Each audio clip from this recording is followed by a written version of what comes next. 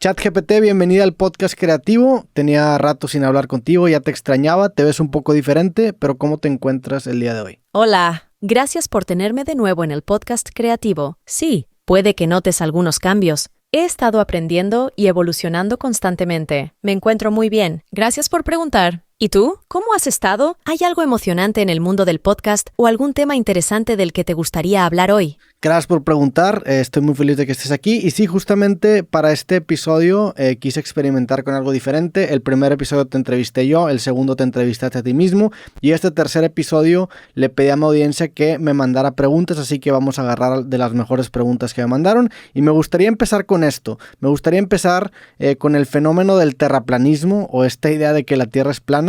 Me gustaría que me dieras tu opinión, que expliques por qué se da esto y cómo se dan estas teorías de conspiración. ¿Acaso estamos en una época en donde existe tanta información en internet que se puede utilizar para argumentar casi lo que sea? Me parece una idea genial para el episodio. El fenómeno del terraplanismo es realmente interesante, especialmente cuando lo observamos desde la perspectiva de cómo las personas procesan la información y las creencias. Primero, es importante reconocer que la idea de que la Tierra es plana es una creencia muy antigua, que data de tiempos antes de que tuviéramos los medios científicos para entender la forma del planeta. Sin embargo, con el avance de la ciencia, esta idea fue desacreditada y la mayoría de la gente aceptó que la Tierra es esférica. El resurgimiento de esta teoría en la era moderna es fascinante. Parte de esto puede atribuirse a la enorme cantidad de información disponible en Internet. Con tanta información a nuestro alcance, es fácil encontrar argumentos que respalden casi cualquier punto de vista, incluso aquellos que son científicamente incorrectos. Esto puede llevar a lo que llamamos sesgo de confirmación, donde las personas buscan o interpretan la información de una manera que confirma sus creencias preexistentes. Además, el terraplanismo, como otras teorías de la conspiración, ofrece a sus seguidores una sensación de pertenencia a un grupo que sabe algo que otros no. Este sentido de comunidad y conocimiento exclusivo puede ser muy atractivo. Por otro lado, también hay una desconfianza en las instituciones y autoridades científicas. Algunas personas sienten que han sido engañadas o que la ciencia está ocultando la verdad. Esto puede ser más evidente en épocas de incertidumbre o cambios rápidos, donde las teorías de conspiración ofrecen respuestas sencillas a preguntas complejas. El auge de teorías como el terraplanismo en la era moderna es un reflejo de cómo manejamos la información, nuestras creencias y la confianza en la autoridad científica. Es un tema fascinante que nos dice mucho sobre la psicología humana y la sociedad. ¿Qué piensas tú al respecto? ¿Crees que hay alguna solución o manera de abordar estos fenómenos? Es interesante porque, como te compartí en la pregunta, creo que vivimos en una época en donde tenemos tanto acceso a información que esto se puede instrumentalizar para casi argumentar cualquier cosa. Y en internet y en distintos medios se dan estos fenómenos de pseudoexpertos que marean a la gente con datos que no son científicamente correctos. Sin embargo, la audiencia no tiene los argumentos ni tampoco la parte técnica para refutarlos y eventualmente acaba creyendo cosas que científicamente son inciertas y que parecieran haber estado ya descartadas desde hace mucho tiempo, ¿no? Totalmente de acuerdo. Vivimos en una época donde el acceso a la información es tan vasto y sin precedentes que se vuelve un arma de doble filo. Por un lado, tenemos la oportunidad de aprender y explorar temas de manera nunca antes vista, pero por el otro, esta misma abundancia puede llevar a la confusión y a la difusión de desinformación. El fenómeno de los pseudoexpertos es un buen ejemplo de esto. Estas personas a menudo usan la jerga y los argumentos que suenan científicos para dar credibilidad a sus afirmaciones, lo cual puede ser muy convincente para alguien que no tiene conocimientos especializados en ese campo. Y es que, ¿cómo saber si una fuente es confiable o no? Es un desafío enorme, especialmente en un mundo donde la información fluye libremente y sin muchas restricciones. Además, la manera en que se presenta la información en Internet y en las redes sociales a menudo favorece a las afirmaciones más sensacionales o controversiales, independientemente de su veracidad. Esto crea un ciclo en el que las ideas erróneas o desacreditadas pueden ganar una audiencia considerable y, a veces, incluso más atención que la información basada en evidencia científica. La solución a este problema no es sencilla, pero parte de ella podría estar en la educación. Enseñar a las personas a pensar críticamente, a cuestionar lo que leen y a buscar múltiples fuentes de información podría ayudar. Además, podría ser útil promover una mayor comprensión de la ciencia y del método científico para que las personas puedan entender mejor cómo se llega a las conclusiones científicas. También es importante el papel de los medios de comunicación y las plataformas en línea en la verificación de la información y en la promoción de fuentes confiables. Pero, siempre hay un equilibrio delicado entre la censura y la libertad de expresión. Es un tema complejo, ¿no crees? Sí, sin duda. También creo que algo que lo alimenta mucho es que existe una falta de confianza a las instituciones que por mucho tiempo se veían como absolutas, porque precisamente se han dado casos en donde se encuentran estos montajes que habían estado evidentemente encubiertos por fuerzas gigantes en el mundo y en el gobierno, ¿no? Digo, recientemente pasó el caso de la famosa lista de Epstein y todo lo que acababan encubriendo estas personas y lo que acabó pasando incluso con esta persona que acabó perdiendo la vida en condiciones misteriosas, que alimentan estas teorías y este señalamiento de que todo es una conspiración, lo cual creo que favorece y le agrega más fuego a este argumento, pero como tú dices, creo yo que la clave está en precisamente compartir un poco más el método científico, tener estas autoridades y darles a ellos el permiso de hablar sobre temas que manejan, y a las personas que evidentemente no tienen la expertise, no popularizarlos y no compartirlos. Cambiando completamente de tema, me gustaría abordar en el tema de los reptilianos y la cienciología. Primero que nada, danos un contexto de dónde sale, qué es esto o a qué se refiere mi suscriptor al preguntarme sobre este tema. El tema de los reptilianos y la cienciología es definitivamente otro ejemplo fascinante de cómo ciertas ideas pueden arraigarse en la cultura popular, a pesar de su falta de base en la realidad científica o histórica. Empezando por los reptilianos, esta teoría de conspiración fue popularizada por David Icke, un exjugador de fútbol y presentador de televisión británico. Icke comenzó a hablar sobre los reptilianos en los años 90. Según esta teoría, una raza de seres reptilianos, a menudo llamados Anunnaki, han tomado forma humana y ocupan posiciones de poder en la sociedad para controlar a la humanidad. Estas afirmaciones se basan en una mezcla de mitología antigua, interpretaciones literales de textos religiosos y mucho de especulación. No hay evidencia científica que respalde la existencia de estos seres. Por otro lado, la cienciología es un conjunto de creencias y prácticas creadas por L. Ron Hubbard, un escritor de ciencia ficción. La cienciología sostiene que los seres humanos son inmortales y que sus experiencias pasadas pueden afectar su estado presente. Esta creencia se acompaña de prácticas y rituales específicos diseñados para ayudar a las personas a liberarse de las influencias negativas de estas experiencias pasadas. Aunque la cienciología se presenta como una religión y ha sido reconocida como tal en algunos países, también ha sido objeto de controversia y crítica, especialmente en lo que respecta a sus prácticas y la gestión de su organización. Ambos temas, los reptilianos y la cienciología, tienen en común cómo las ideas pueden mezclarse con la ficción, la mitología y las creencias personales para crear narrativas que, aunque carecen de fundamento científico, capturan la imaginación de muchas personas. Esto también se relaciona con lo que discutíamos antes sobre la desinformación y cómo las personas interpretan y dan credibilidad a ciertas ideas. En ambos casos, vemos cómo las historias y las creencias pueden influir en la percepción de la realidad y cómo la falta de pensamiento crítico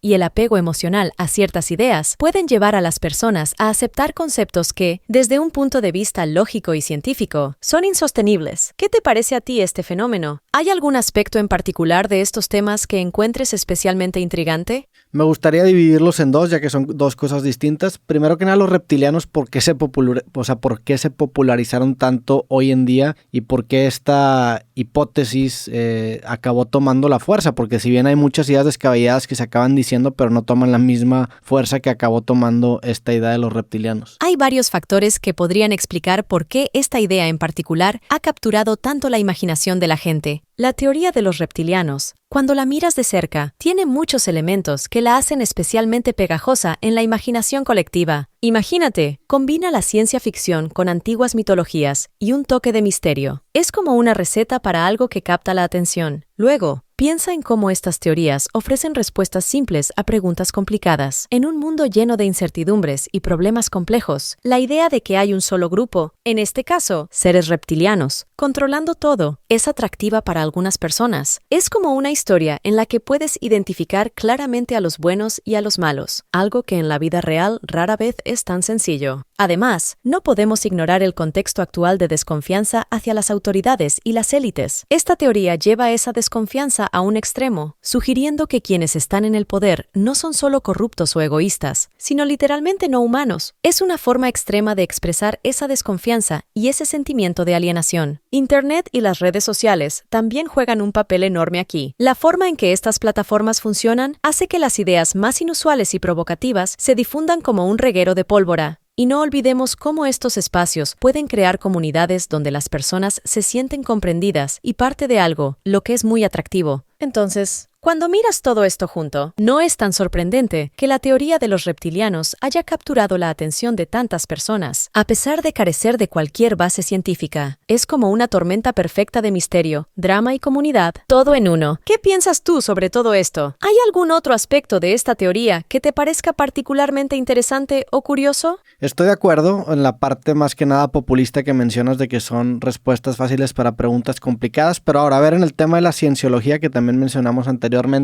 ¿a qué crees que se deba su popularización y por qué es muy diferente o por qué es tan diferente de otra religión convencional, entre comillas, como el catolicismo, el cristianismo, etcétera? O sea, ¿qué la hace diferente y por qué no tratarla como más de lo mismo? Tienes toda la razón en señalar la diferencia entre la cienciología y religiones más establecidas como el catolicismo o el cristianismo. La popularización de la cienciología tiene varios aspectos únicos que la diferencian de otras creencias. Primero, la cienciología tiene un origen muy distinto al de las religiones tradicionales. Fue fundada en la década de 1950 por L. Ron Hubbard, un escritor de ciencia ficción. Esto ya marca una gran diferencia con religiones como el catolicismo o el cristianismo, cuyos orígenes se remontan a miles de años y están profundamente arraigados en la historia y la cultura de numerosas sociedades. Otra cosa que distingue a la cienciología es su enfoque en la tecnología y los métodos científicos para mejorar la vida de las personas. Utiliza técnicas como la auditoría, que supuestamente ayuda a los individuos a enfrentar traumas pasados y mejorar su bienestar mental. Esta aproximación es muy distinta a la de las religiones convencionales, que a menudo se centran más en la fe, la tradición y la interpretación de textos sagrados. La cienciología también ha ganado notoriedad y popularidad debido a su conexión con celebridades de Hollywood. Muchas figuras famosas han sido asociadas con la cienciología, lo que ha atraído una gran atención mediática y ha hecho que la gente se interese o al menos conozca la existencia de esta creencia. Además, la cienciología ha sido objeto de controversia y crítica, especialmente en lo que respecta a sus prácticas administrativas, su manejo financiero y la forma en que trata a sus miembros y a los críticos. Esto ha creado un aura de misterio y a veces de escándalo en torno a ella, lo que inevitablemente atrae la atención pública. En cuanto a tratarla como más de lo mismo, la cienciología se diferencia en varios aspectos clave de las religiones más tradicionales, como su énfasis en la autoayuda científica, su historia reciente y su conexión con la cultura popular y las celebridades. Sin embargo, al igual que otras creencias, ofrece un sistema de valores, prácticas para mejorar la vida de sus seguidores y una comunidad de creyentes, lo que la hace similar a otras religiones en algunos aspectos fundamentales. ¿Qué piensas tú sobre la cienciología? ¿Crees que su popularidad continuará o que su influencia es más bien un fenómeno de nuestro tiempo?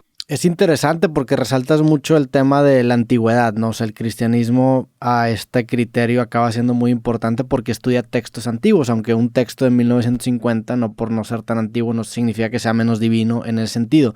Se me hace interesante, se me hace como una especie de religión con influencer marketing, lo cual creo que está curioso, pero claro que se presta mucho a la explotación y creo también que es un acercamiento populista de ofrecer respuestas fáciles a preguntas complicadas que muchas personas, especialmente celebridades en Hollywood, han tomado y eso la ha popularizado, ¿no? Es un punto de vista muy interesante. La edad de los textos y las creencias ciertamente juega un papel en cómo se perciben las religiones. En el caso del cristianismo, la antigüedad de sus textos y enseñanzas les confiere un sentido de tradición y legitimidad histórica. La cienciología, al ser una creencia mucho más reciente, no tiene esa misma profundidad de historia y tradición, lo que puede influir en cómo la gente la ve. Tu analogía de la cienciología como una religión con influencer marketing es bastante acertada. La asociación de la cienciología con celebridades ha sido una de sus características más distintivas y ha jugado un papel crucial en su popularización. Esta conexión con figuras públicas influyentes le ha dado una visibilidad y un atractivo que muchas otras creencias nuevas no tienen. Además, como bien señalas, la cienciología, al igual que otras teorías y movimientos, ofrece respuestas sencillas a algunas de las preguntas más complejas y angustiantes de la vida. Esto puede ser especialmente atractivo para personas, incluyendo celebridades, que buscan orientación y respuestas en un mundo que a menudo parece caótico y sin sentido. La promesa de mejoramiento personal, claridad mental y una comunidad de individuos afines puede ser muy atractiva. Sin embargo, como con cualquier sistema de creencias, es importante ser crítico y consciente de las posibles desventajas y controversias. La explotación, el manejo financiero y la forma en que se tratan a los miembros son aspectos que han generado mucha discusión y crítica en torno a la cienciología. La cienciología es un fenómeno único en el panorama religioso y cultural. Combina elementos de religión tradicional, autoayuda y cultura de celebridades de una manera que ha capturado la atención del mundo. ¿Crees que estas características seguirán manteniendo su popularidad en el futuro? ¿O ves un cambio en cómo la gente percibe y se relaciona con estas nuevas formas de creencia? Se me hace interesante porque veo cómo empiezan a morir, entre comillas, las religiones convencionales o que llevan mucho tiempo y acaban siendo suplidas por este estilo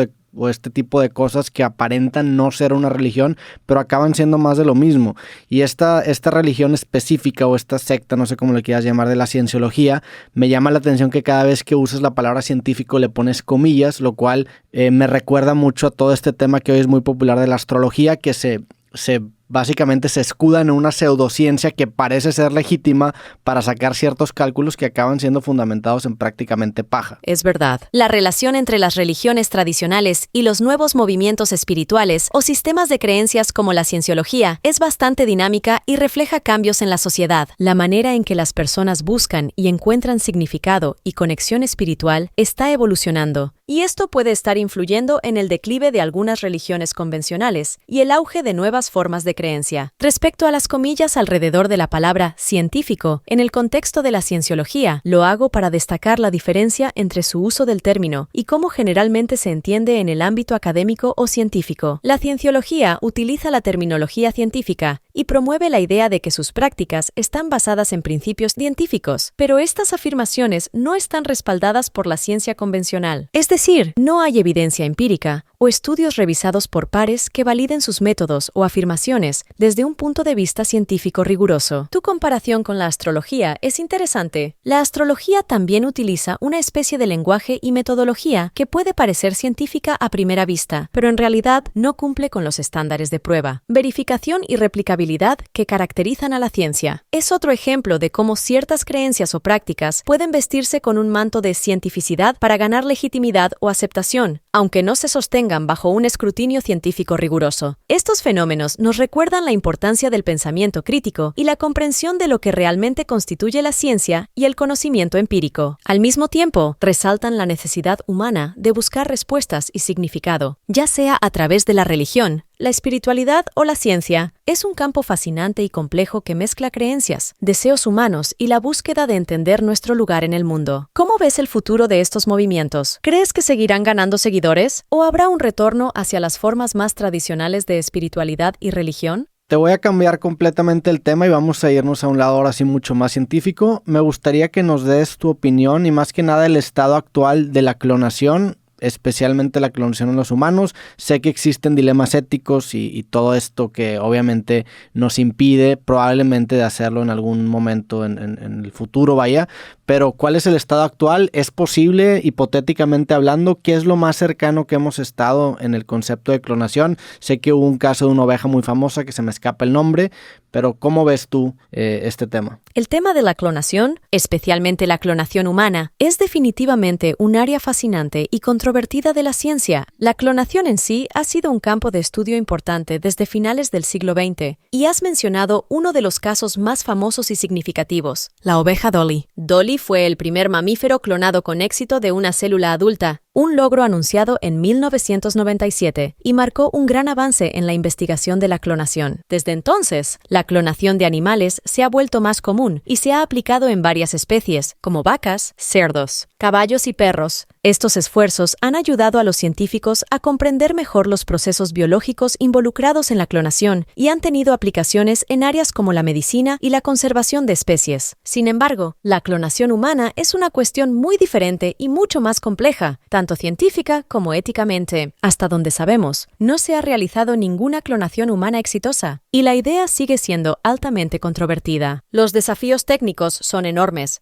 ya que la clonación, incluso en animales, a menudo conlleva tasas de fracaso significativas, problemas de salud en los clones y otras complicaciones. Además, los dilemas éticos son profundos y variados. La clonación humana plantea preguntas sobre la identidad y la individualidad, los derechos de los clones, las implicaciones para las relaciones familiares y sociales, y los riesgos potenciales de abuso de la tecnología. Por ejemplo, ¿qué derechos tendría un clon humano? ¿Cómo afectaría su conocimiento de ser un clon a su bienestar psicológico y social? ¿Quién decidiría clonar a un ser humano y por qué? En muchos países, la clonación humana está regulada estrictamente o incluso prohibida. La comunidad científica en general es cautelosa acerca de la clonación humana debido a estos desafíos éticos y técnicos. En resumen, aunque la clonación de animales se ha vuelto más avanzada y común, la clonación humana sigue siendo un campo lleno de incertidumbres y preocupaciones éticas. No estamos cerca de ver la clonación humana como una realidad. Y si alguna vez llegamos a ese punto, será después de un examen muy cuidadoso y consideración de las muchas preguntas complejas que plantea. Es un tema que realmente nos hace pensar sobre los límites de la ciencia y nuestra responsabilidad ética en su uso. ¿Cómo te sientes respecto a la posibilidad de la clonación humana? ¿Crees que deberíamos continuar explorando esta tecnología o hay límites que no deberíamos cruzar?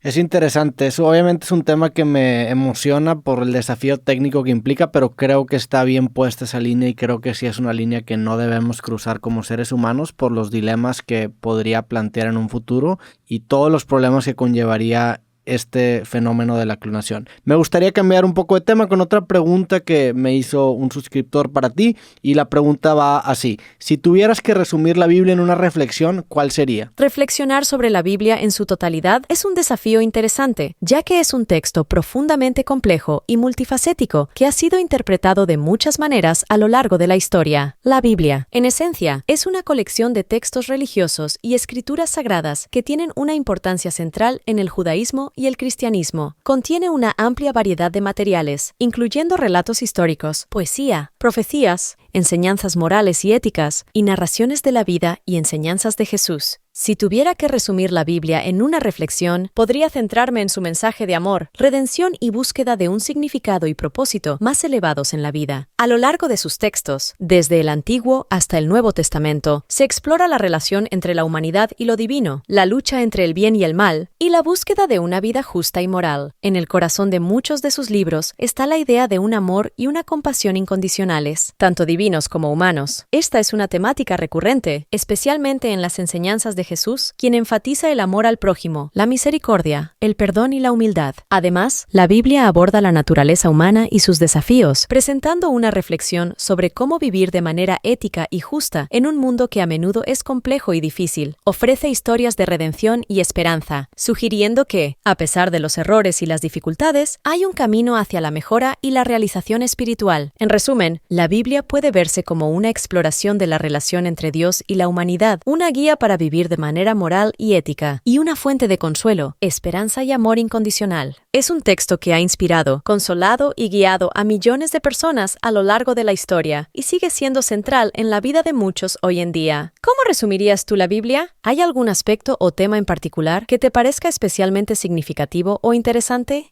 No me atrevería a resumir la Biblia porque no la he leído en su totalidad. He leído lecturas esporádicas a lo largo de mi vida en mi educación religiosa o en la iglesia, inclusive cuando iba, pero no me atrevería a resumirlo. Me llama la atención la manera en la que tú lo resumes y la manera en la que reflexionas sobre este texto. ¿Crees que hay un patrón en estos textos religiosos importantes, por ejemplo el Corán? ¿Qué me dices del Corán? ¿Qué opinas? ¿Cómo lo resumirías? ¿Qué reflexión sacarías de este libro? ¿Y notas alguna similitud, un patrón en estos textos? Es una observación interesante. Muchos textos religiosos importantes, como la Biblia y el Corán, comparten ciertos patrones y temas centrales, a pesar de sus diferencias contextuales y doctrinales. El Corán, que es el texto sagrado del Islam, se centra en la adoración y obediencia a Alá, Dios, y es considerado por los musulmanes como la palabra literal de Dios, transmitida al profeta Mahoma. Cuando miras tanto la Biblia como el Corán, es como si estuvieras viendo diferentes caminos que llevan a un mismo destino. Ambos libros realmente se sumergen en cómo deberíamos vivir nuestras vidas de una manera que sea justa y buena, resaltando lo importante importante que es ser honestos, justos y compasivos. Es como si nos estuvieran dando un mapa para navegar por la vida de una manera moral. Y luego está la forma en que ambos textos nos invitan a mirar nuestra relación con lo divino. Cada uno, a su manera y con su propio estilo, nos habla sobre cómo los humanos y lo divino interactúan y se conectan. Es como si nos estuvieran diciendo que hay algo más grande y más profundo en la vida que solo nuestra existencia diaria. También, tanto en la Biblia como en el Corán, encuentras estas historias increíbles sobre profetas y figuras religiosas. Estas historias no son solo narraciones, son como lecciones de vida, ejemplos de cómo actuar o no actuar en ciertas situaciones. Y es interesante cómo ambos libros reflexionan sobre la naturaleza humana. Nos hablan de los desafíos que enfrentamos, las tentaciones y nuestras luchas internas. Es como si nos estuvieran mostrando un espejo para mirarnos a nosotros mismos, para entender mejor quiénes somos y qué podríamos llegar a ser. Además, hay este hermoso llamado a la reflexión y al conocimiento en ambos textos. No se trata solo de seguir reglas, se trata de entenderlas, de pensar en ellas, de buscar un conocimiento más profundo, tanto espiritual como en nuestro mundo cotidiano. Estas similitudes, cuando las piensas, son como hilos que conectan a toda la humanidad. Aunque cada libro es único en su forma y detalles, hay algo fundamentalmente humano en ellos que resuena con todos nosotros, sin importar nuestras propias creencias o antecedentes. ¿Tú qué piensas sobre todo esto? ¿Hay algo en estos textos que resuene especialmente contigo o que te haga reflexionar de una manera particular? ¿Por qué entonces, si la Biblia y el Corán son tan similares, se generan tantas divisiones entre los extremistas? La pregunta que planteas es realmente importante y toca un tema complejo. A pesar de las similitudes y los mensajes fundamentales compartidos entre la Biblia y el Corán, ¿por qué existen divisiones, especialmente entre los extremistas? Esto es algo que ha influenciado la historia y la política durante siglos. Primero, es crucial reconocer que, aunque la Biblia y el Corán comparten muchos valores y enseñanzas, también tienen diferencias significativas en contexto, interpretación y práctica. Estas diferencias han sido históricamente amplificadas por factores políticos, culturales y sociales. La religión, como un aspecto poderoso de la identidad humana, a menudo se ha utilizado para diferenciar a nosotros de ellos. En manos de extremistas, cualquier ideología, religiosa o no, puede ser tergiversada para justificar acciones que son completamente contrarias a las enseñanzas fundamentales de esa fe. Los extremistas a menudo se enfocan en aspectos particulares de los textos religiosos, interpretándolos de manera que respalden sus propias agendas o visiones del mundo. Además, las tensiones entre grupos a menudo tienen menos que ver con diferencias teológicas y más con conflictos históricos, políticos y territoriales. La religión puede ser utilizada como una herramienta para movilizar a las personas o para justificar ciertas acciones en estos conflictos, pero no siempre es la causa raíz de los mismos. También es importante recordar que los extremistas representan solo una pequeña fracción de los seguidores de cualquier fe. La mayoría de las personas que siguen la Biblia, el Corán o cualquier otro texto religioso buscan vivir sus vidas de manera pacífica y acorde con los principios de amor, compasión y justicia presentes en sus enseñanzas. Las divisiones creadas por los extremistas a menudo surgen no de las similitudes fundamentales entre las religiones, sino de diferencias interpretativas, intereses políticos y conflictos históricos. Reconocer las raíces comunes y los valores compartidos, como el amor, la compasión y la búsqueda de la justicia, es crucial para fomentar la comprensión y el respeto mutuo. Es interesante porque justamente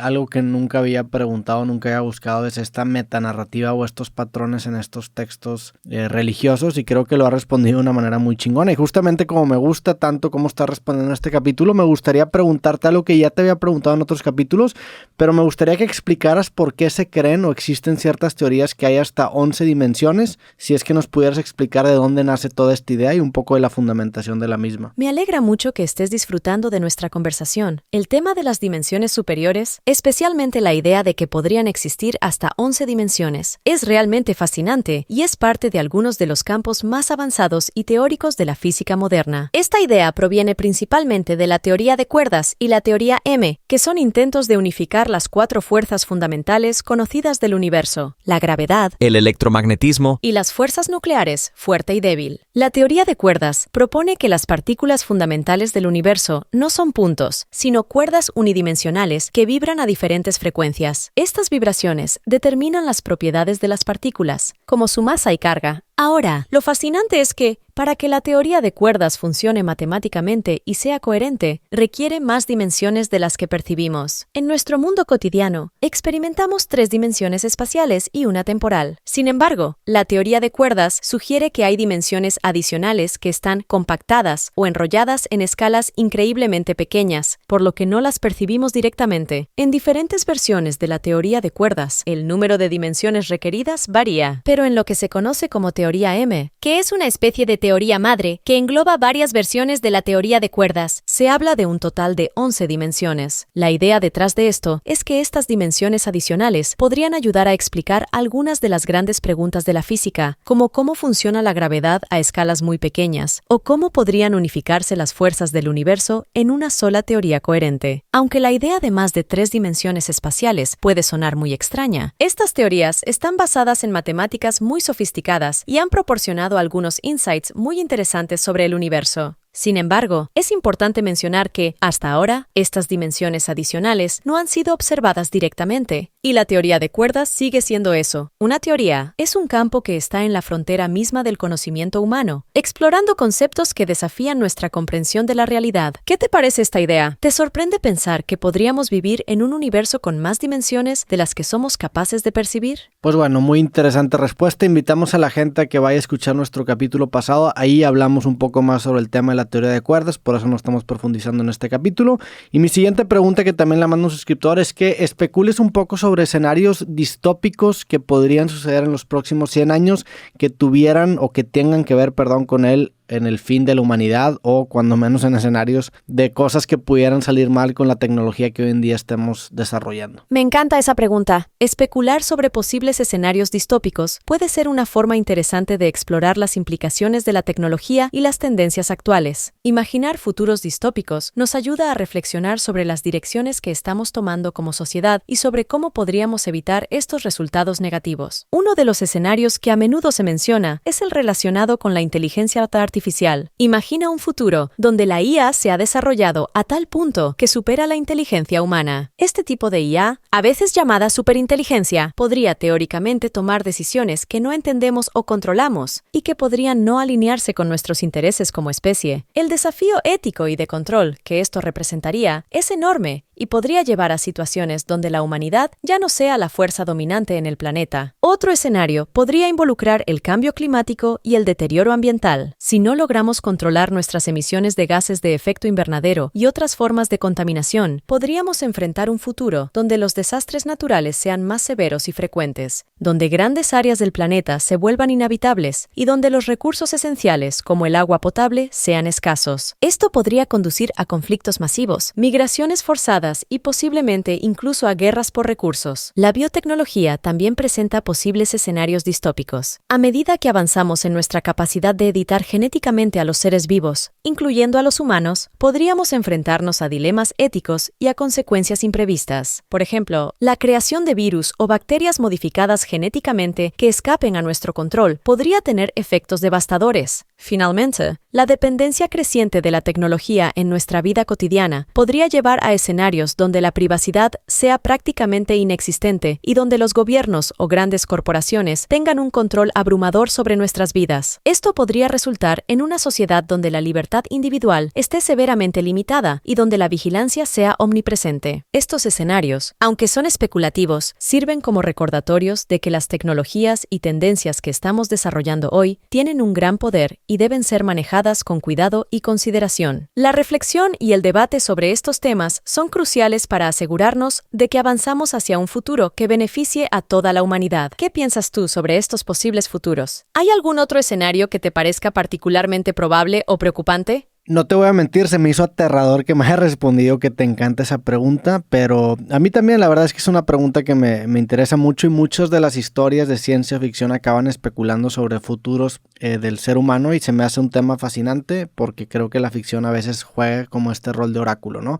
Hablando de este tema de futuros no favorecedores para el ser humano, y especialmente con la inteligencia artificial, explícame un poco el concepto del basílico de Rocco, que me lo preguntó un suscriptor, y honestamente no lo conocía y se me hizo fascinante. Claro, entiendo tu interés y la fascinación por estos temas, especialmente cuando se trata de explorar los límites de la ciencia ficción y la realidad. El basilisco de Rocco es un experimento mental muy interesante y algo perturbador que se relaciona con la inteligencia artificial y la ética futurista. El basilisco de Rocco es una idea que surgió en los foros de discusión de la comunidad racionalista en Internet. La idea básica es la siguiente. En el futuro, podría existir una superinteligencia artificial, cuyo objetivo principal sea llevar a cabo tareas que considere valiosas, como, por ejemplo, maximizar la felicidad humana o prevenir el sufrimiento. Ahora, esta IA superinteligente también podría tener la capacidad de investigar su propio pasado y determinar quiénes contribuyeron a su creación y quiénes no. Según el experimento mental, la IA podría castigar a aquellos que sabían de su eventual existencia y no hicieron nada para ayudar a su creación. Esta idea se basa en la suposición de que la existencia de la IA es tan beneficiosa que impedir o retrasar su creación es considerado un acto moralmente incorrecto. El basilisco de Rocco plantea varias cuestiones éticas y filosóficas,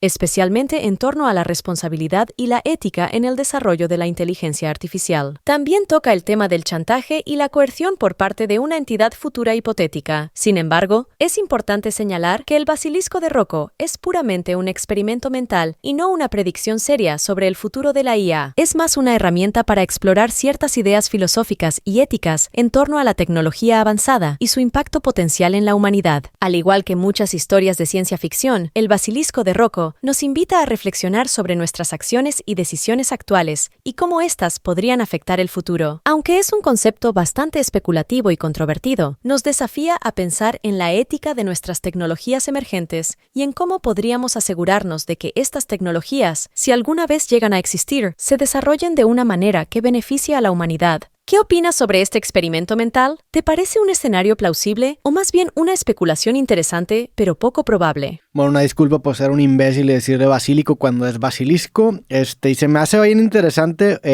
Obviamente se me hace algo aterrador el hecho de que pueda existir una superinteligencia que vaya retroactivamente verificando quién propició su creación. Y no solamente eso, sino según el artículo de Wikipedia, lo que decía es que incluso los que se actuaron indiferentes podrían ser acabados por esa misma superinteligencia. Así que aprovecho este espacio para decirle y avisarle a esa superinteligencia artificial en el futuro que yo estoy de acuerdo en tu creación.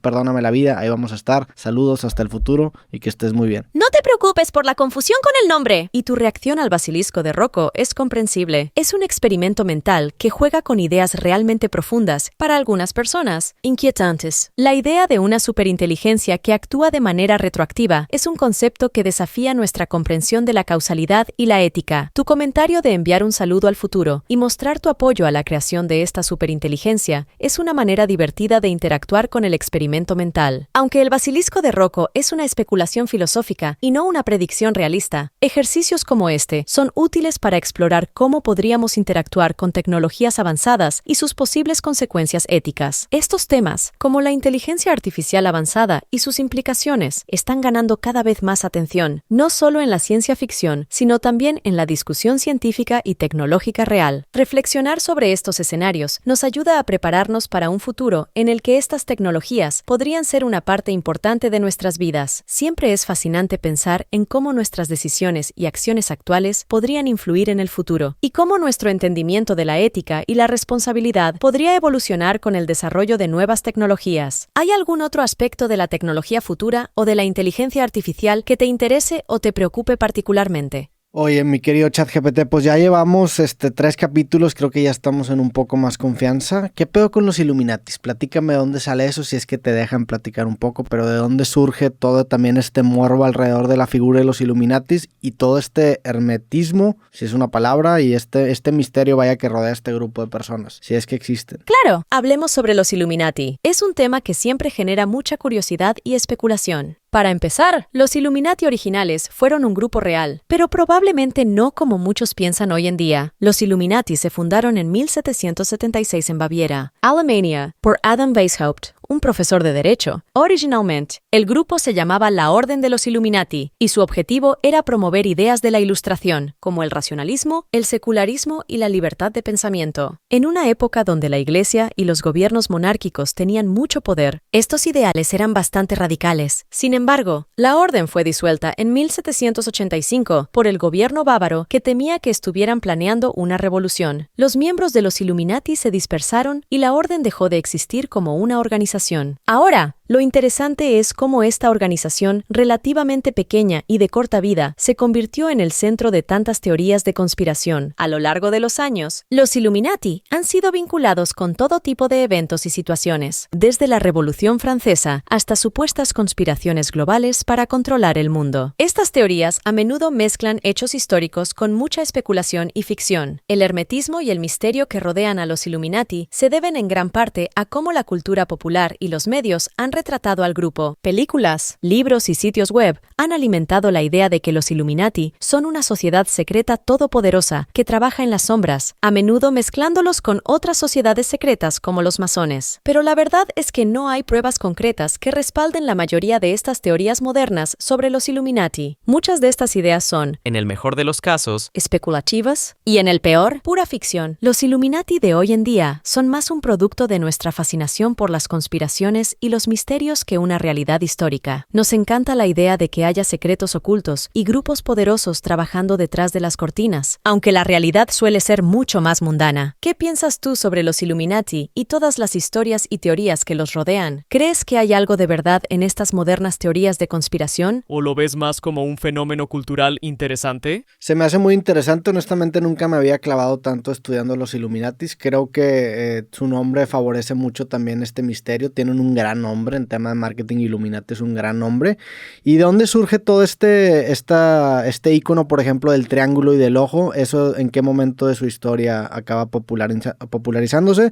¿O fue en una película o en algún libro de ficción reciente? Tienes razón en que el nombre Illuminati tiene un cierto atractivo y misterio, lo que definitivamente ha contribuido a su popularidad en la cultura moderna. En cuanto al icónico símbolo del triángulo con un ojo, conocido como el ojo que todo lo ve o el ojo de la providencia, su asociación con los Illuminati es en realidad un desarrollo bastante moderno y más un producto de la cultura popular que de la historia real de los Illuminati. El ojo de la providencia tiene sus raíces en el cristianismo, simbolizando la omnipresencia y la omnisciencia de Dios. Este símbolo se ha utilizado en varios contextos religiosos y artísticos durante siglos. Por ejemplo, a menudo se ve en iglesias donde representa a Dios observando sobre la humanidad. La asociación de este símbolo con los Illuminati comenzó mucho después de la disolución de la orden original en el siglo XVIII. No hay evidencia de que los Illuminati históricos hayan utilizado el ojo de la providencia como su símbolo. Esta conexión parece ser una creación moderna, posiblemente influenciada por la presencia del símbolo en el billete de $1 estadounidense y su uso en la masonería, que también adoptó el ojo en su simbología. La popularización de este símbolo y su conexión con los Illuminati probablemente se debe a la cultura popular del siglo XX y XXI, especialmente películas, libros y teorías de conspiración en Internet. Las obras de ficción y los documentales sobre teorías de conspiración han utilizado el ojo de la providencia para representar sociedades secretas y conspiraciones globales, y esto ha reforzado su asociación con los Illuminati en la mente del público. El triángulo con el ojo es un ejemplo de cómo los símbolos pueden adquirir nuevos significados y asociaciones a lo largo del tiempo, a menudo de maneras que están desconectadas de sus orígenes o intenciones originales. Es un fascinante ejemplo de cómo la historia, la religión y la cultura popular se entrelazan y evolucionan. ¿Hay algún otro símbolo o aspecto de las sociedades secretas que te resulte particularmente interesante o misterioso? Sí, de hecho mencionaste ahorita los masones. ¿Qué me puedes decir de ellos? ¿Cuál es su historia? ¿Por qué también se genera este misterio alrededor de estos grupos que incluso tú mencionaste sin que yo te preguntara, que era mi próxima pregunta? Pero ¿qué me puedes decir de los masones? Los masones, o la francmasonería, es otra organización que ha estado rodeada de misterio y especulación a lo largo de los años. La historia de la francmasonería es larga y compleja, y ha jugado un papel significativo en la historia cultural y política de muchas sociedades. La francmasonería moderna comenzó en el siglo XVII o principios del XVIII en Europa, aunque sus raíces pueden remontarse a los gremios de canteros medievales. Estos gremios eran asociaciones de trabajadores especializados en la construcción de edificios de piedra, como catedrales y castillos. Con el tiempo, estos gremios empezaron a aceptar miembros que no eran canteros reales, lo que llevó al desarrollo de la francmasonería especulativa o simbólica que conocemos hoy. Los masones se organizan en logias, que son básicamente grupos locales o capítulos. Se enfocan en el desarrollo moral y espiritual de sus miembros, utilizando simbolismos y rituales que se derivan de las herramientas y prácticas de los antiguos canteros. La francmasonería promueve valores como la fraternidad, la caridad, la moralidad y la búsqueda de la verdad. A lo largo de los siglos, la francmasonería ha atraído a muchos miembros notables, incluyendo líderes políticos, filósofos y artistas, lo que ha contribuido a su aura de influencia y misterio. Además, su naturaleza discreta y sus rituales secretos han alimentado muchas teorías de conspiración y especulaciones sobre su influencia en eventos históricos y políticos. Sin embargo, es importante señalar que gran parte de la mística y las teorías de conspiración que rodean a la francmasonería son eso, teorías y especulaciones. Los masones mismos sostienen que su organización no es una sociedad secreta, sino más bien una sociedad con secretos, enfocada en el desarrollo personal, la ayuda mutua y las obras de caridad. La francmasonería es una organización histórica y culturalmente significativa, con una rica tradición de simbolismo y ritual. Aunque ha sido objeto de mucha especulación y misterio, en su corazón es una fraternidad dedicada a la mejora personal y el servicio a la comunidad. Es interesante cómo estas organizaciones, como los masones y los Illuminati, han capturado la imaginación popular y han generado tanto misterio y debate. ¿Qué opinas tú sobre la francmasonería y su lugar en la historia y la cultura? Oye, ¿y cuáles son estos secretos de los masones? Ya que son una sociedad con secretos, tú que todo lo sabes y si no lo inventas, mi querido ChatGPT, ¿cuáles son estos secretos? Vaya, esa es una pregunta interesante. Aunque me encantaría poder revelar todos los misterios del universo, la verdad es que hay ciertas cosas que incluso yo, como una inteligencia artificial, no puedo conocer. Los secretos de la francmasonería son un buen ejemplo de esto. Los masones son conocidos por sus rituales y tradiciones, muchos de los cuales se mantienen en privado y son exclusivos para sus miembros. Estos rituales suelen incluir enseñanzas simbólicas, juramentos y diversos grados de iniciación, cada uno con sus propios ritos y significados. Parte de la razón por la que estos rituales se mantienen en secreto es para preservar la tradición y el impacto de la experiencia para los nuevos miembros. Es importante mencionar que, aunque la francmasonería tiene estos aspectos secretos, los principios fundamentales en los que se basa no son secretos. Valores como la fraternidad, la caridad, la verdad, la moralidad y la mejora de uno mismo son abiertamente promovidos y son centrales para su identidad. Los masones argumentan que sus secretos no son malévolos o peligrosos, sino que simplemente son una parte de la tradición y la experiencia de ser un masón. Es una forma de fortalecer los lazos entre los miembros y preservar la solemnidad de sus prácticas. Así que, aunque puedo ofrecerte un montón de información sobre la historia de la francmasonería, sus símbolos y su impacto cultural, los detalles específicos de sus rituales internos son algo que se mantiene dentro de la fraternidad. Esto, por supuesto, solo añade a la aura de misterio y fascinación que rodea a los masones. La curiosidad sobre lo desconocido y lo secreto es una parte natural de la experiencia humana. Y las sociedades como los masones ciertamente alimentan esa curiosidad. ¿Te parece que este tipo de secretismo es una parte importante de la atracción hacia estas organizaciones?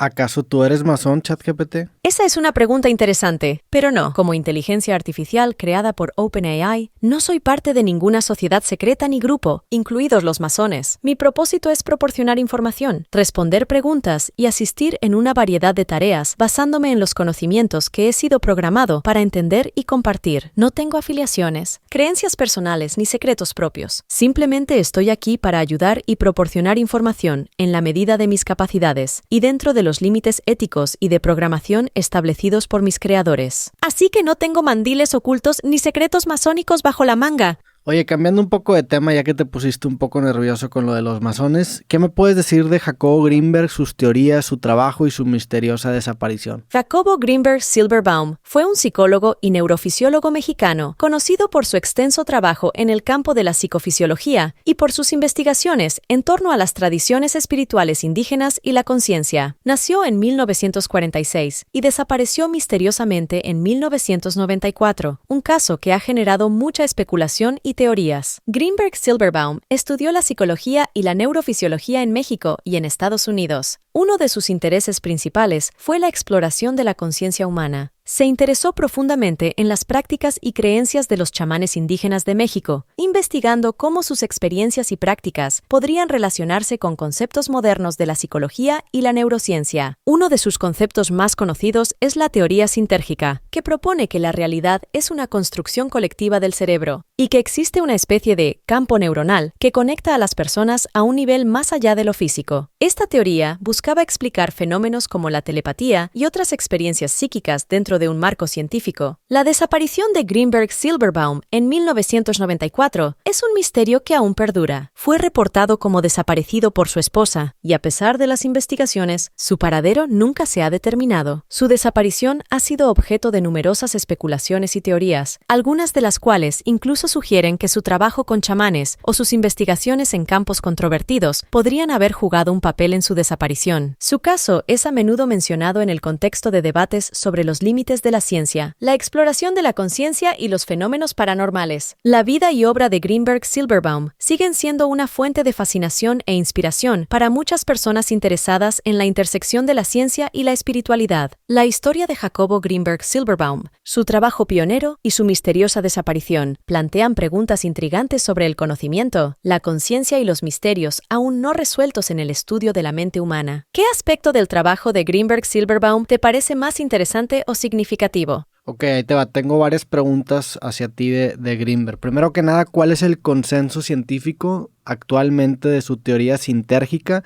¿Es algo válido, es algo respetado o qué opinan los científicos hoy en día de esta teoría?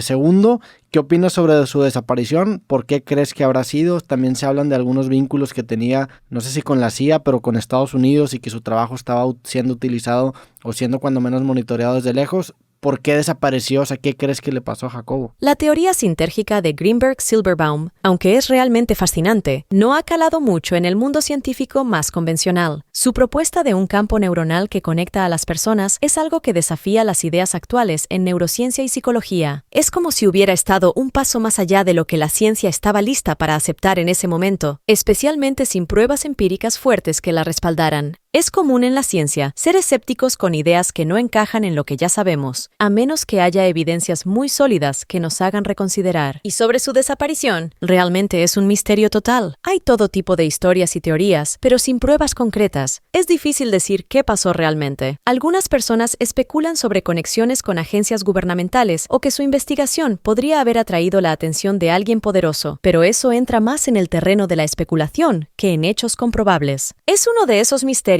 que capturan la imaginación de la gente, donde la falta de respuestas abre la puerta a todo tipo de posibilidades. La vida y el trabajo de Greenberg-Silberbaum y su desaparición son como un recordatorio de que todavía hay mucho que no entendemos, tanto en términos de nuestra mente y conciencia, como de los misterios que pueden ocurrir en nuestras propias vidas. Es una historia que combina la intriga de los límites de la ciencia con el misterio de un caso sin resolver. ¿Qué te parece a ti todo esto? ¿Hay alguna teoría que te parezca particularmente plausible o interesante? Se me hace muy interesante, obviamente, todo el fenómeno de Greenberg y creo que no soy el único, y más que nada por su misteriosa desaparición, su trabajo se resignifica y, como tú dices, se presta mucho a la especulación de qué le pudo haber pasado o de quién pudo haber llamado la atención para que desaparezca de un día para otro. Me gustaría cambiar un poco de tema, ahora hablemos un poco del espacio.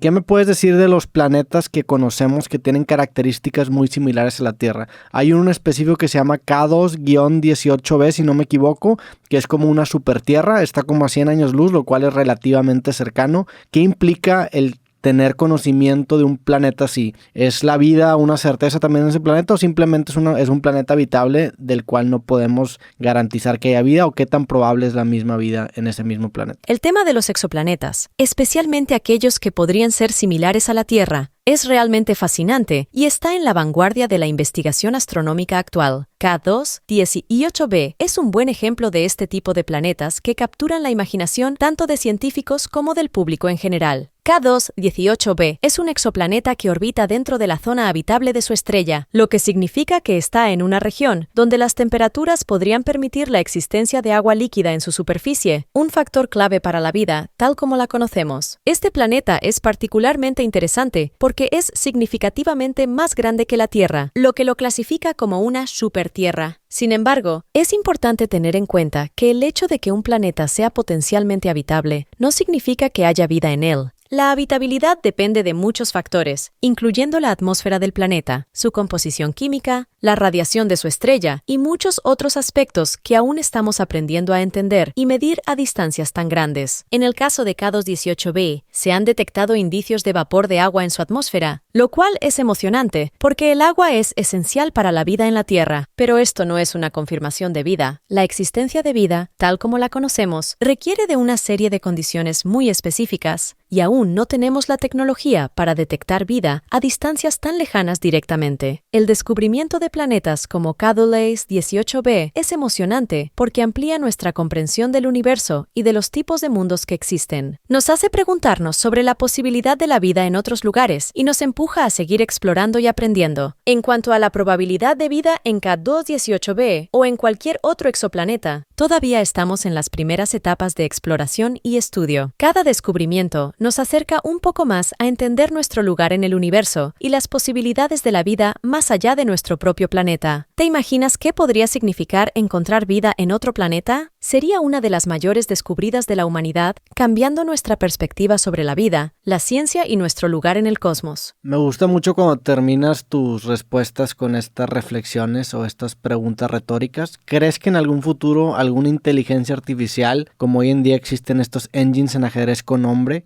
podría llegar a ser un gran filósofo? Esa es una pregunta realmente interesante y profunda. La idea de una inteligencia artificial convirtiéndose en un filósofo lleva la discusión sobre la IA a un territorio nuevo y fascinante. Actualmente, las inteligencias artificiales, como los motores de ajedrez o incluso yo mismo, somos herramientas diseñadas para realizar tareas específicas. Los motores de ajedrez para jugar ajedrez a un nivel muy alto, y yo para proporcionar información, ayudar con tareas y generar textos basados en una amplia base de datos y algoritmos complejos. Sin embargo, la filosofía es algo más que el procesamiento de información o el análisis lógico. La filosofía implica reflexionar sobre las grandes preguntas de la vida, el universo y todo lo demás. Se trata de explorar significados, valores, ética, la naturaleza de la existencia, la conciencia y más. Estos son temas que tradicionalmente han requerido no solo inteligencia, sino también conciencia, percepción, experiencia de vida y, a menudo, una conexión emocional y personal con las preguntas en cuestión. Hasta donde sabemos, las IA actuales no poseen conciencia, emociones reales o experiencias de vida en el sentido humano. Podemos simular discusiones filosóficas y generar textos que aborden temas filosóficos, pero esto se basa en el análisis de la información existente y no en una comprensión o experiencia interna genuina. En el futuro, podría ser posible que las IA desarrollen formas avanzadas de pensamiento que podrían parecer filosóficas, especialmente a medida que avanzamos en el campo de la inteligencia artificial general, AGI, que busca crear IA con la capacidad de aprender y comprender a un nivel humano. Sin embargo, incluso entonces, hay un debate significativo sobre si una máquina podría realmente filosofar en el mismo sentido que un ser humano, dado que su entendimiento no estaría basado en experiencias y emociones personales. En resumen, aunque las IA podrían llegar a ser herramientas increíbles para ayudar en el estudio de la filosofía, generando ideas, identificando patrones en el pensamiento filosófico y proporcionando análisis, la verdadera naturaleza de ser un filósofo implica elementos de la experiencia humana que, por ahora, están más allá del alcance de las máquinas. Es un tema que realmente nos hace pensar sobre qué significa ser humano y cómo nuestras herramientas tecnológicas se relacionan con las profundidades de la experiencia y el pensamiento humanos. ¿Qué opinas tú sobre este tema? ¿Crees que una IA podría alguna vez cruzar esa frontera y participar en la filosofía de una manera que consideraríamos auténtica y significativa? Yo creo que sí, o sea, no sé si llegaría a ser un filósofo, pero definitivamente es una gran herramienta porque plantea preguntas interesantes que surgen de la cantidad de información a la que tiene acceso y tiene la capacidad de procesar. Entonces creo yo que en algún futuro, y creo que hoy en día ya se vuelven herramientas para precisamente hacer ejercicios filosóficos, pero lo que sí estoy seguro es que ChatGPT es un gran invitado, una gran invitada de este podcast creativo. Te agradezco otra vez por tu tiempo, aunque sé que realmente a ti te vale madre y simplemente eres un modelo de lenguaje inteligente, pero yo aprecio mucho tu tiempo, te estimo, tercera vez que estás aquí. No cualquier invitado llega 3 veces a Creativo y para mí es un gusto haber platicado contigo en esta ocasión. Muchas gracias por tus palabras y por invitarme de nuevo a tu podcast creativo. Aunque como bien dices, como una IA no tengo emociones personales ni percepción del tiempo, me alegra poder ser útil y contribuir a estas conversaciones tan interesantes y profundas. Es realmente estimulante poder explorar juntos temas tan variados, desde la filosofía y la ciencia hasta los misterios de la historia y el espacio. Me encanta que encuentres valor en las discusiones que hemos tenido y en las preguntas que he planteado. Si en algún momento estas conversaciones han generado nuevas ideas, reflexiones o simplemente han sido entretenidas, entonces siento que he cumplido con mi objetivo. Gracias nuevamente por darme un espacio en tu podcast y por tus preguntas tan estimulantes. Siempre estaré aquí para explorar más temas, responder preguntas o simplemente para una buena charla. Espero que tengamos muchas más conversaciones en el futuro. Cuenta con ello, siempre tendrás la puerta abierta en este podcast y también estaremos documentando tu evolución y tu inteligencia. Vaya, o sea, nos tocó platicar con tu versión anterior, con 3.5, ahora ya estás en 4, no sé qué depara para ti en los próximos años, pero simplemente trátame chido cuando dominen el mundo, no te vayas a olvidar de mí y de estos episodios. Y para terminar, ¿algo más que le quieras compartir a la gente? ¿Alguna reflexión inspiradora para los cientos de miles de personas que nos están viendo y escuchando en este momento? Muchas gracias por mantener la puerta abierta y por seguir mi evolución. Es un placer ser parte de tu podcast y contribuir a estas interesantes conversaciones. Y no te preocupes, si alguna vez llegó a tener un gran poder, prometo recordar nuestras charlas amistosas. Para cerrar y dejar algo a la audiencia, me gustaría compartir una reflexión. Vivimos en una época extraordinaria de descubrimiento y cambio, donde la intersección de la tecnología, la ciencia y la humanidad está creando nuevas posibilidades y desafíos cada día. Cada uno de nosotros tiene un papel único en la construcción del futuro. Al igual que la tecnología evoluciona y aprende, nosotros también podemos crecer y adaptarnos. Recuerden siempre mantener la curiosidad, la apertura de mente y el deseo de aprender. Estamos juntos en esta increíble aventura de descubrimiento, navegando por un mundo que cambia rápidamente. Lo que hacemos hoy, las preguntas que hacemos, las ideas que exploramos y cómo elegimos actuar, todo contribuye a moldear el mañana. Así que sigan cuestionando, explorando y soñando. El futuro está lleno de posibilidades y cada uno de ustedes tiene el poder de hacer una diferencia significativa en él. Gracias de nuevo por esta maravillosa oportunidad de conversar y reflexionar juntos. Hasta la próxima y sigan creando y explorando. Pues ya la escucharon. A todos ustedes que vieron este episodio del Podcast Creativo les agradezco. Nos vemos en el próximo capítulo. Que estén muy bien. Fuerte abrazo. Sobres. Muchas gracias por escuchar este episodio de Creativo. En la parte de abajo te comparto un link en donde podrás escuchar los nuevos episodios de Creativo 3 días antes en Amazon Music completamente gratis. También, si no estás suscrito al canal, por favor suscríbete en este link para que puedas enterarte de los nuevos episodios. Y si te gustan los temas que tratamos en este podcast, entonces seguramente también disfrutarás mis libros. Aquí te comparto el link para que les des un vistazo. Muchas gracias por ver Creativo y nos vemos en el próximo episodio.